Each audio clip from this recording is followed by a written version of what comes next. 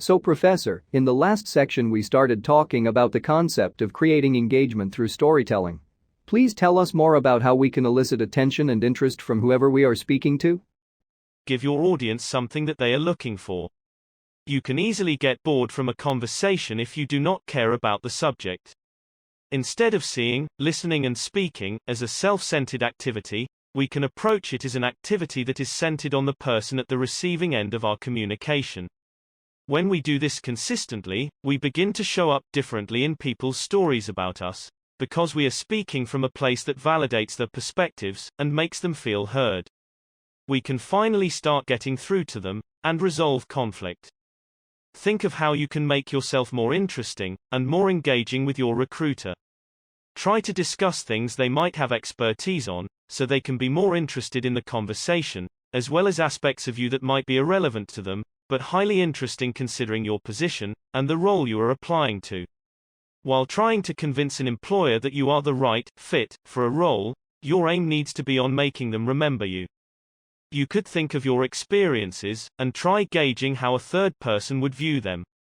An important aspect of being engaging is trying to separate your idea of yourself from the idea of yourself being presented, as that is being received by someone different from you, someone who does not find the things that you consider normal as ordinary due to different perspectives. So, you might think you are a natural leader, but this fact cannot be obvious to the recruiter as they are seeing you in an entirely new light. You would have to provide examples or past experiences that justify this trait to the recruiter, giving them the chance to learn something about you, and then ask you a question, giving them the chance to engage with the story by asking questions. Exactly. Whether you are pitching to a client or presenting at a board meeting, you have to engage your audience or else risk a costly failure caused by communication. But why does engagement matter so much? It is because your intention in these meetings is to share your experience with someone else in the hope that it will move them to action. How you engage your audience will guide how they remember the briefing. You could talk to them through stories, examples, ideas, or visuals. This is where storytelling comes in. You can, for instance, use a past project as a bridge between the old and the upcoming to have something your team can use as a guide to begin working on a new venture, or tell the team about a similar project you worked on earlier that could provide key insights into the task required from them. The aim is to make the presentation less of a speech and more of a memorable briefing with key takeaways that are presented through engaging examples or aids. Incorporating a story can help you connect with your audience, as stories are simply the retelling of an experience, and that is the thing about experiences, they happen to everyone. What stories are to communication, examples and quotes are to this course, so clearly, we think they are important. Just like we were talking, from famous industry leaders such as Jeff Bezos, Steve Jobs, and Elon Musk, to that one overachieving all-rounder in your class, stories are a great way to communicate through a tasteful mix of examples and emotions.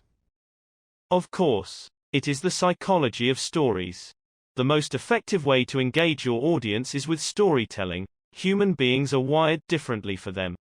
Our brains often do not distinguish between fiction and reality. Therefore we immerse ourselves in stories as if we were a part of them. Stories make us experience information, as opposed to just consuming it. Communicating your story right can get a potential client to believe in your story just as strongly as you do. It sounds very artful, but how do we actually create stories around our life experiences? We don't really talk about profound life changes in interviews, do we? How can we mold work experience or college experiences that could potentially develop work-related skills into interesting stories? Well, you can break a story into 3 parts. First, identify a problem. What issues did you identify in your industry? What service or product was there a lack of? Then talk about the journey. How did you go about researching a solution to this problem? How did you develop your product or service? Then come to the solution. How will your product or service change the industry or solve the problem? A story is nothing more than a problem, a quest to solve the problem and find a solution. For example, take Harry Potter, a young wizard who was supposed to kill Lord Voldemort. So he went on a quest to destroy the secret source of Voldemort's power, which weakens him to the point of death. Also consider The Lord of the Rings. Frodo the Hobbit had to destroy the Ring of Power. So he went through the dangers of Mordor to cast the ring into the fires of Mount Doom. Engagement matters because research by academic giants such as Daniel Berlin, Jerome Bruner, John Dewey, and Jean Piaget shows that we learn, remember, and participate better when an activity is engaging. More importantly, engagement occurs only when we find an activity challenging. That is why a problem-based story structure is an effective way to engage audiences. So, you put this simple story structure to work, identify a goal, that is, what were you trying to achieve in the story? Then, list the main things you did to solve the problem. This defines your quest. Look for highs and lows, and look for turning points. Use the problem to set the story up, then describe what you did, using the turning points as your road map. Correct. You might also start trying to identify problems and quests in stories that you hear. Like any kind of expertise, learning to spot the problem in a story is a form of pattern recognition, an ability that you can improve with practice. It is also an important skill for all of us to develop, because it drives our narrative intelligence. As we will see going forward, strengthening our innate story sense not only boosts our ability to think critically, but also enables us to define strategic and systemic problems more clearly. Both are essential skills for today's social innovators. Professor, given the pandemic, a majority of us are working from home. How do you think that changes the way we communicate? Do we face additional barriers, or does it simplify our communication? In my opinion, virtual conversations, presentations, and meetings tax our brains much more than in-person interactions, because they require higher levels of sustained concentration. You are concentrating on the other speakers, their surroundings, and yourself, how you appear on the webcam. And all of that intense focus is on a digital screen, which is an unnatural environment. According to Microsoft's research, brainwave patterns associated with stress and overwork were much higher when collaborating remotely than in person, and then people who worked together remotely found it harder to collaborate in person. Technology also acts as a barrier to communication in the literal sense, that it is not a perfect substitute for interpersonal or face-to-face communication, hence it is natural for you to be confused or uncomfortable for the first time you have an online interview. The best way to be prepared is to practice, practice, and practice. Oftentimes, a barrier is placed by us ourselves, when we are incapable of efficiently using technology, or are biased against it, which can easily be the case for older workers. For instance, you have a video interview to submit for an application, but because of poor network, your one and only try gets disturbed in between, and automatically submitted. This can be prevented by checking your connection beforehand, and having an alternate connection ready to auto-connect in case one malfunctions. You could be giving a presentation but do not know how to skip to the next slide on the device you are using. This can be prevented by preparing in advance, and trying out the software and devices you are using.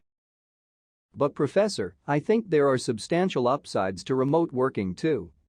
Yes, of course there are. Calls are a common technology-mediated form of communication, and you should be able to communicate effectively with just your voice. On a more interesting note, fostering communication has also been an information technology challenge, and the solutions to these challenges have come up. Tools like Workplace, Slack, and Asana let companies create targeted or company-wide communication channels, share information and feedback, take polls, and engage in other communication formats. Codornews says one of his clients saw a 6% boost in retention after deploying Workplace, which was attributed to improved engagement. IdeaHub is an online platform where employees can suggest changes or improvements. Tools like WorkJam let frontline employees and leaders communicate directly. Anyone with the application on their phone gets notifications, and information shows up in a feed through the application. Talk to Spot is an artificial intelligence-powered tool that lets employees report violations of company policy, inappropriate behavior, or other infractions. The results of these tools have been remarkable. Feedback from IdeaHub has led to changes in location design, and improvements that have resulted in more efficient workplaces and energy savings at DaVita. Survey results have led to changes in DaVita's benefits, such as enhanced childcare benefits. The company has seen a number of cases with which employees re-engage rise 60% since integrating Talk to Spot versus its hotline. That increase in follow-up leads to more employees feeling heard, and feeling like their concerns were addressed. Thank you, Professor. This was a very informative discussion. In the next section, we will discuss some of the more commonly talked about aspects of communication. Sure. We will visit some of the more commonly discussed aspects of communication in the next section. Your 2 questions from section 3 are as follows.